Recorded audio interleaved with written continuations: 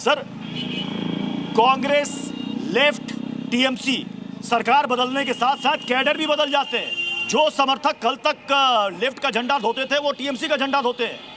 जिन्हें बीजेपी गुंडा कह रही है, कल को अगर वो टीएमसी कार्यकर्ता, नेता, विधायक बीजेपी में आना चाहें तो क्या आपको लगता है कि बीजेपी उनका स्वागत करेगी? नहीं करेगी। जिन्हें बीजेपी ने कहा कि गुंडों को उदाहरण है, आपको याद होगा 2019 में जब इलेक्शन हुआ था और 2019 में लोकसभा इलेक्शन, और उसमें बीजेपी ने बंगाल में ऑलमोस्ट आधे सीट्स जीते थे।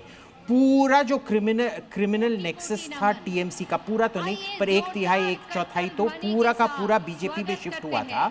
और फिर क्या हुआ था, उनको पूरे तरह से नकार दिया गया था। आप अंदर आइए पर आपको कोई पद नहीं मिलेगा, आपको कोई पोजीशन नहीं मिलेगा, आपको कोई इंपॉर्टेंस नहीं मिलेगा, आप बैठ के आटा गूंदो, ऐसे ही ये था। और फिर वो सब वापस चले गए। एक किस्म से 2024 में जो रिवर्सल हुआ और 2021 और 2024 में लोकसभा सीट्स और विधानसभा सीट्स में, वो उसी वजह से था क्योंकि भाजपा ने साफ साफ बोल दिया कि भाई तुम आओगे भी तो हम क्रिमिनलाइज नहीं होने वाले हैं, आपके जो जुल्म हैं वो हमारे पे नहीं आएंगे। इसी वजह से नहीं हुआ था। तो अभी भी जोड़ तो सकते हैं बिल्कुल, पर उनका क्या कोई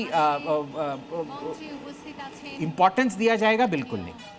देखिए सर, 2021 में सत्ता की जरूरत थी, इक्वेशंस अलग थी, तो शायद तब जोड़ लिया गया हो। अब सत्ता इनके खुद के पास में है तो अब किसी और की जरूरत बहुत ज्यादा रह नहीं जाती। लेकिन शिवाजी सरकार सर, मुझे बताइए कि ये जो सिंबोलिज्म है, पहले मैं एक बार तस्वीर दिखा देता हूँ। मंच पर प्रधानमंत्री नरेंद्र मोदी पहुंच चुके हैं। गुरुदेव रविन्द्रनाथ की टैगोर की जो फोटो है उस पर पहले पुष्प अर्पित किए, उसके बाद लोगों का अभिवादन स्वीकार करते हैं। और खास बात यह कि लगभग 20 राज्यों के मुख्यमंत्री पश्चिम बंगाल में पहुंचे हैं इस वक्त इस शपथ ग्रहण समारोह में शामिल होने के लिए। मुझे गुजरात का शपथ ग्रहण समारोह भी इसी बीच में याद आ रहा है, जहां 3 अलग अलग मंच बनाए गए थे। बीच में जो राज्य के लोग थे वो दाहिने तरफ तमाम जो बड़े नेता और मुख्यमंत्री थे, और एक तरफ साधु संतों के लिए अलग से स्टेज बनाया गया। तो कुछ वैसा ही परिलक्षित होता हुआ दिखाई मुझे यहां भी पड़ रहा है। लेकिन शिवाजी सर, जो सिंबोलिज्म की पॉलिटिक्स हम लोग कहते हैं, आज के दिन में शपथ ग्रहण समारोह आयोजित करना बंगालियों को या बंगाली कल्चर के लोगों को सीधा एक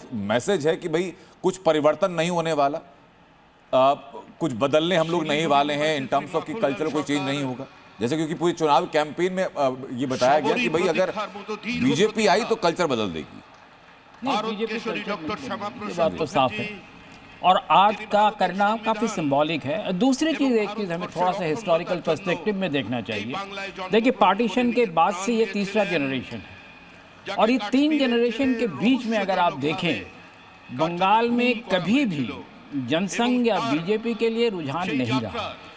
अब तीसरे जनरेशन में हिस्टोरिकली कहा जाता है कि एक रिजुविनेशन होता है, पीछे की तरफ हम भागते हैं। तो वो कहीं ना कहीं यहाँ दिख रहा है। 47 से पहले जो कि सिनारियो था, उसमें जो लोगों में जो एक जज्बा था, वो जज्बा आप कहीं वहाँ दिख रहा है। तो ये एक चीज है जो इस वक्त का जो नवयुवक है वो वहां से देख रहा है कि तब से अभी तक हम परेशान रहे हैं, अब शायद हमारे लिए कुछ रास्ता नया बनेगा। और ये रास्ता बना, जो बुजुर्ग हैं सर, जिनको पीएम मोदी ने भी शॉल उड़ाया, जिनका शुभेंदु अधिकारी स्वागत भी कर पैर छू रहे थे, इनके बारे में जानते हैं आप?